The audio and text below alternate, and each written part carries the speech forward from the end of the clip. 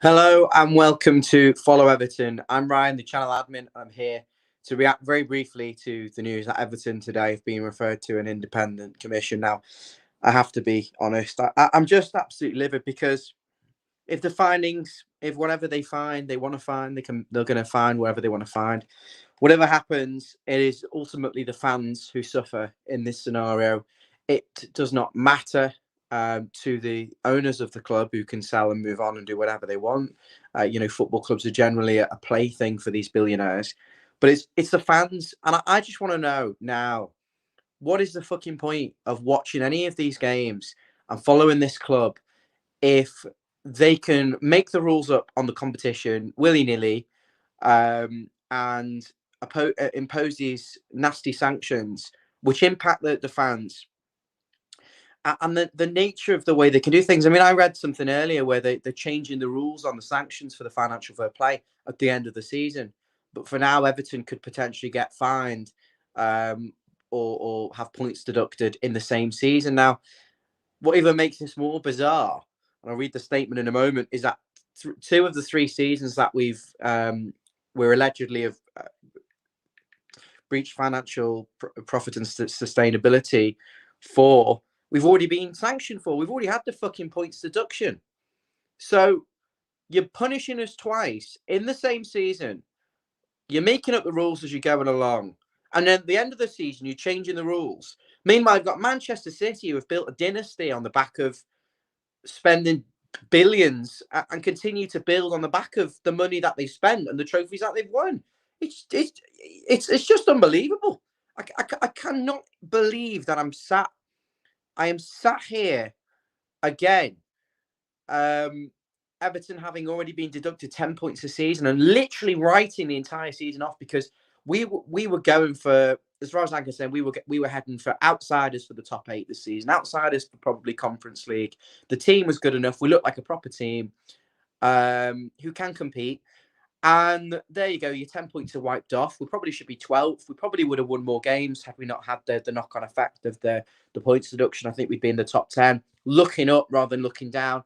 Instead, we're scratching around, praying that Luton don't win games. But now there's the real distinct possibility that not only will our 10 points stand, because you're dealing with arrogant people here, believe they're right. Not only our 10 points could stand, they'll throw another 6 or 10 or whatever number of points they want to dish out at us. And this is why you've got to have an independent regulator in football. This is a billion pound industry where there's literally people get obsessive about football and their mental well-being and everything's at stake, and you can just play around with it. And I'm starting to think, what is the point in watching Everton? What is the point in doing videos? What is the point in following this club if it's not in their hands and it's in the hands of these other people? Now, if you've committed a crime, you should do the time. If you've done something wrong, you should suffer punishment. But can you really punish for the same breach in the same season? Seriously? It doesn't make any sense. I want to know what you guys think. We will have more on this, of course, from our expert, Mike Gow. Hopefully we'll get him on. And we will, I do hope we'll have Robbie Pritchard as well to give some perspective. That won't be in this show. This will be possibly later on tonight in a more detailed show. For now, you've got myself. This is your immediate, candid reaction to the news. Everton have been referred to an independent commission regarding financial fair breaches. Welcome to the show. I have my friend Martin in the comments. Hi, Martin. Nice to hear from you. He said the Premier League is a joke made up rules by incompetent people.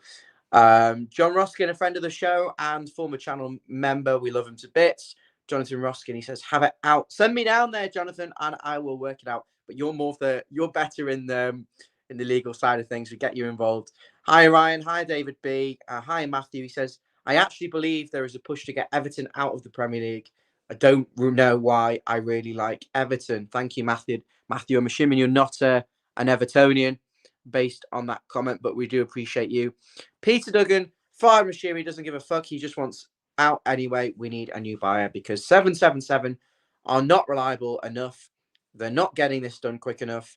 And that's a sign of Moshiri Mark II. Don't want them. Yes. he seems to be the only accountant who can't count, or who can't find accountants that know how to count. Let's have a look at this statement. Everton actually today are not the only team that have been referred to an independent commission. No, not Chelsea, who've spent £1 billion in the space of about 6 months on absolute garbage, and who inevitably will also get done for a breach of financial fair play. Not Manchester City, with their 115 existing charges and the continuation of their dynasty and winning everything in sight on the back of this money. But Nottingham Forest, and you could say it's not surprising. Nottingham Forest, I think the season they came up, they seem to be signing a new player every minute. None of them looked any good, apart from Brennan Johnson and the other guy who plays in midfield. What's his name? Centre mid, attacking mid. The name's gone. Everyone knows who I'm talking about. They only had 2 decent players. But that'll come to me. That's annoying, that, because Everton were linked with him. Gibbs White. There you go. Gibbs White. But they're going to get done. They'll get the book thrown at them because they've spent massively over what I think, because they didn't have the income, they didn't have the backbone, they didn't have the reputation, they didn't have the commercial deals in place. So, and then they're going and spending hundreds and hundreds of millions. So Forest are going to get in deep shit. Now, if Everton get a points deduction this season, which seems ridiculous while we've got an appeal on an existing points deduction going on because it would destroy the integrity of the whole thing. Feasibly another 6 points if they kept the 10. I could see us going down, because I think Luton and Everton now on the run and probably get. We've got 20 games left. No, we haven't got 20 games left each. Even we've got 17 games left, or 17 or 18 games. Probably both end up with about 17 or 18 points. So it'll be touch and go between us and Luton, because we've lost these points. We should have been well out of it. So I think another 6 points, and it would make it very difficult for Everton to stay up, unless Luton go on a very, very bad run. I can't even believe we're talking about this. Robbie P, my good friend, let's book a coaches for London and pay Masters a visit. I'm ready, mate. You got that baton out back of your shed, because I'm ready, mate. I've had enough. The amount of time I've wasted following this club like everyone else and doing these videos, all for nothing, because it's rendered completely redundant by these people who can just do what they want when they want. What is the point? Maybe the Super League should have took place. Maybe we should have kept the Super League and fucked all these other clubs off and had a go and trying to make football enjoyable. Because if you watched our show yesterday, we had a wonderful pre-match chat, Robbie and Dave, and we had the post-match with Steve and Basil. Both brilliant shows. Everyone's their own character and really enjoyable to watch. But as Robbie pointed out, it's not a game for men anymore. It's a game for wimps, crybabies. Look at Moreno yesterday for Aston Villa. He's rolling around like a. As Robbie said, back in the day. I mean, I'm not old enough to remember this, but footballers, if you were seen to be weak, that wasn't cool. But they're doing it all the time now. It's not a sport for. I don't want to sound sexist or whatever. I don't. You know what I'm trying to say. I'm not woke, or I don't know how to get this right. But you know what I'm trying to say? It doesn't feel like it used to be. And football should be enjoyable sport for us to enjoy. The game itself is corrupt. The game itself is actually shite. I mean, let's be honest now. You got the referees, you make it up as they go along. The zero consistency with the refereeing. They could automate the whole thing, but they choose not to because they want to keep that level of control there in the hands of individuals. And then if you actually have any success, which you can't actually try and get, because anyone who tries to invest in football, in their football club, to try and best themselves, has to deal with this profit and sustainability, which for me is a farce, because the bigger clubs who are already in that position, who are making so much money, can always spend. And the little clubs, or not saying Everton little, because I'm obviously not a little club, but the lesser clubs who haven't been successful can't put any money into it to try and achieve anything. And they're saying we had a sporting advantage in the first place. Well, we didn't, because we lost Gylfi Sigurdsson, who was one of our most important players.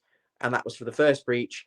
And he was probably worth about 10, 15 million. And if we'd have finished a couple of places higher as a result of having him, we wouldn't have been in the mess in the first place, having breached FFP. So they can all just fuck off, because the whole thing is absolutely corrupt. It's a load of bollocks. I'm probably going to have my advertising revenue suspended off this video because my language has been appalling. But I think it calls for it in this scenario, because we are being messed around. We are being taken for absolute mugs. I think it will be not long before the Everton Ultras come back and we're knocking on the door of people in the Premier League and going in and making sure they can't get to work.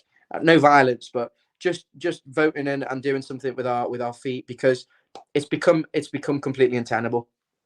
The club statement says Everton Football Club acknowledges the Premier League's decision to refer a breach of profit sustainability rules for the assessment period ending with the 2022-23 season to an independent commission.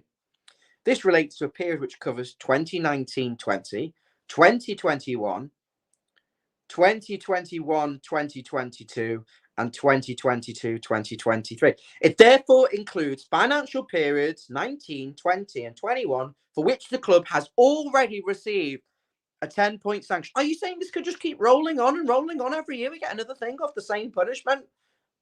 Seriously? Who's making this up? Everton are completely spot on with this to explain it in this way. The club are currently appealing that sanction.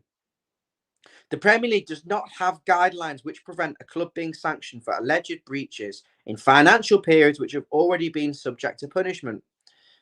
I mean, that definitely needs work, because in theory, you could kind of, knowing that you were going to get punished, if you were really smart, you knew you could get punished. So we know we're going to get punished for this 3-year period, but at some point in this period, we're going to go and spend 50, 60 million on a striker. But we know we can't get punished again because in the 3 seasons before, we've already been punished for them. I don't think Everton were that bright enough to do it, and we didn't spend the money like that. We cut our cloth accordingly. We were signing nobody. If you remember, the transfer windows were going by. We weren't buying players. We weren't able to sell players because they're overpaid mercenaries who didn't perform. And we weren't able to buy new players because we had no money, because we couldn't get the other ones out. So I don't think that's the case. I don't think we were deliberately neglecting FFP. I just think it's sheer incompetence, and these rules are simply being made up as you're going along. This statement goes on to say the Premier League does not have guidelines which prevent the club being sanctioned for alleged breaches in financial periods which have already been subject to punishment. I've already read this, I do apologise. Unlike other governing bodies, including the English Football League. Now, the English Football League isn't exactly a multi-billionaire industry, is it? It's the English Football League. It's not multi-billion like the Premier League. It's a very, very lucrative and very, very important football league.